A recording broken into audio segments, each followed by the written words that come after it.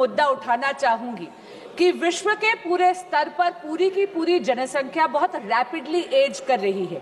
ये प्रोजेक्ट करा गया है कि भारत में जहां पर 2009 में सीनियर सिटीजन्स मात्र 7% थे हमारी जनसंख्या का, 2050 तक महोदया वो जनसंख्या का हिस्सा 20% बन जाएंगे। यानी जब हम विकसित भारत के संकल्प को सिद्ध कर लेंगे तब हमारे देश में सीनियर सिटीजन्स की जनसंख्या भी काफी बड़ी होगी।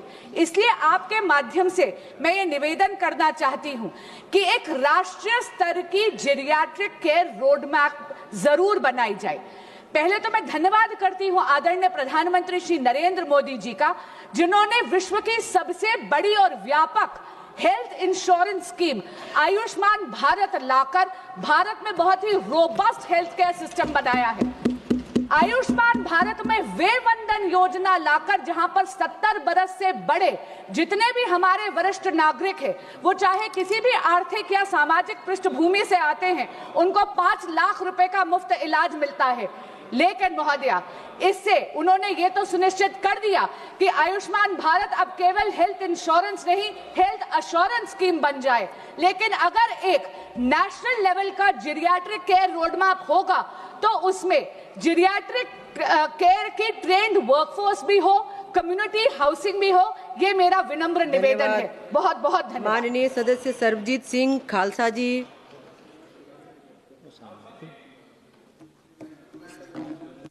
मेरे हल्के दे विच मेरे हल्के दे विच मैडम पानी की बहुत ज़्यादा समस्या है, पीने वाले ते खेती वास्ते भी। इहदे वास्ते सरकार नूं जरूर कुछ ना कुछ करना चाहिए है, क्योंकि पानी दे करके कैंसर बहुत बहुत तेजी नाल फैल रहा है।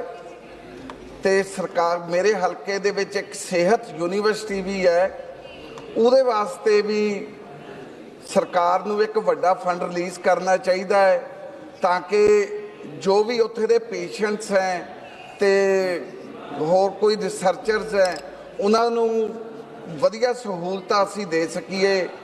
इसलिए मैं आपनूं रिक्वेस्ट करदा कि एक पानी का ते एक फंडिंग का जरूर कुछ ना कुछ प्रबंध किया जाए। Thanks ma'am. माननीय सदस्य श्री प्रदीप रोहित जी। प्रदीप रोहित जी। अगला बुलाइए, नेक्स्ट। माननीय सदस्य श्री वी वेंथिलिंगम।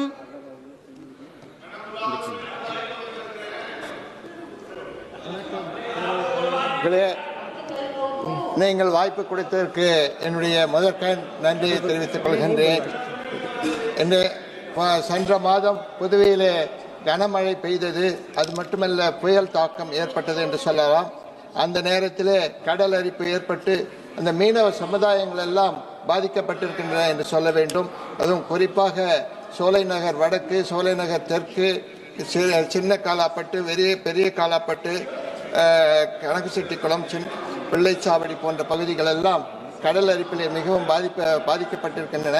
அந்த பகுதியில் இருக்கக்கூடிய மீனவர்களை பாதுகாக்க வேண்டும் என்று சொன்னால் அங்கே தூண்டில் வளைவு என்று சொல்லக்கூடிய அந்த கடல் பாதுகாப்பு திட்டத்தை அங்கு செயல்படுத்த வேண்டும். புதுவை அரசாங்கத்தால் அதை செய்ய முடியாத நேரத்தில் மத்திய அரசாங்கம் அதில் தலையிட்டு அவர்களுக்கு உதவி செய்ய வேண்டும் என்று இந்த நேரத்தில் கேட்டுக்கொள்கின்றேன். माननीय सदस्य श्री धवल पटेल जी। नेक्स्ट। माननीय सदस्य श्री वीरेंद्र सिंह जी। धन्यवाद मैडम। राजा महाराजाओं का काम है। मैं आपके माध्यम से सरकार का ध्यान वाराणसी जनपद में सड़क चौड़ीकरण के नाम पर जिस तरीके से एक वर्ग विशेष को प्रताड़ित करने का काम किया जा रहा है उसकी तरफ आकर्षित करना चाहता हूं। माननीय प्रधानमंत्री जी जब हमारे जिले से सांसद चुने गए तो उन्होंने कहा कि हम क्योटो बना देंगे। क्योटो देखने का मौका मिला, लेकिन क्योटो में मैंने देखा कि गलियों को सजाया गया, पुरानी इमारतों को संरक्षित किया गया और उनका रख रखाव किया गया, जिससे सुंदर भी हो गया, ऐतिहासिक धरोहरों की रक्षा हुई। लेकिन यहाँ पर बिना कानून लागू किए जबरदस्ती गुंडों की भांति जिस तरीके से उनके मकान ढहाए जा रहे हैं, उनके दुकान उगाड़े जा रहे हैं और उनको बिना विस्थापित किए बिना मुआवजा दिए उनको जो है कि बेघर कर दिया जा रहा। सैकड़ों वर्षों से कारोबार, एक मिनट मैडम मैं मांग तो कर लूं, सैकड़ों वर्षों से उनका कारोबार है, जिनके बच्चे अनाथ हो रहे हैं उन्हें विस्थापित किया जाए और जैसा विश्वास कॉरिडोर में जो है कि उनको मुआवजा मिला है उसी भांति हमारे। माननीय सभापति महोदय, बहुत बहुत धन्यवाद आपका। सतना एयरपोर्ट का उद्घाटन माननीय प्रधानमंत्री जी द्वारा 31 मई 2025 को वीडियो कॉन्फ्रेंसिंग के माध्यम से किया गया था। तब से सतना एयरपोर्ट पर नॉन शेड्यूल्ड फ्लाइट्स एवं मेडिकल फ्लाइट्स का सुचारू रूप से संचालन हो रहा है। सतना एयरपोर्ट पर यात्रियों में उड़ानों के सुगम आवागमन से संबंधित सभी सुविधाएं उपलब्ध हैं। उद्घाटन के उपरांत से ही सतना एयरपोर्ट से प्रदेश और देश के कई शहरों को जोड़ने की मांग सतना की जनता से आने लगी है, लेकिन आरसीएस एयरपोर्ट की श्रेणी में वर्गीकृत न होने के कारण राज्य सरकार से अंतर्देशीय कनेक्टिविटी में जिन कंपनियों ने एमओयू कर रखा है, उनका कहना है कि सतना से भोपाल, इंदौर और प्रदेश के बाहर 19 सीटर जहाज तभी चला पाएंगे जब आरसीएस एयरपोर्ट की श्रेणी में वर्गीकृत करके एयरलाइंस को आरसीएस रूट में अनुबंधित किया जाएगा। मेरा आपके माध्यम से माननीय मंत्री जी से आग्रह है कि सतना एयरपोर्ट से 19 सीटर जहाज चलाने हेतु सतना हवाई अड्डे को आरसीएस एयरपोर्ट की श्रेणी में वर्गीकृत कर एयरलाइंस को आरसीएस रूट से अनुबंधित किए जाने हेतु स्वीकृति दिए जाने की कृपा करें। साथ ही सतना एयरपोर्ट की लंबाई बढ़ाई जाए और नाइट लैंडिंग की सुविधा दी जाए। माननीय मंत्री जी यहाँ पर बैठे हैं, मैं चाहूंगा कि वो माननीय सदस्य श्री रविंद्र चौहान मंत्री जी।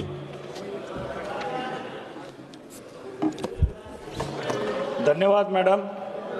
सध्या संपूर्ण महाराष्ट्रामध्ये मोठ्या प्रमाणामध्ये बिबट्यांचा वावर होताना दिसतंय। तसंच माझ्या नांदेड जिल्ह्यातही सध्या बिबट्याचा मोठ्या प्रमाणात वावर होत आहे।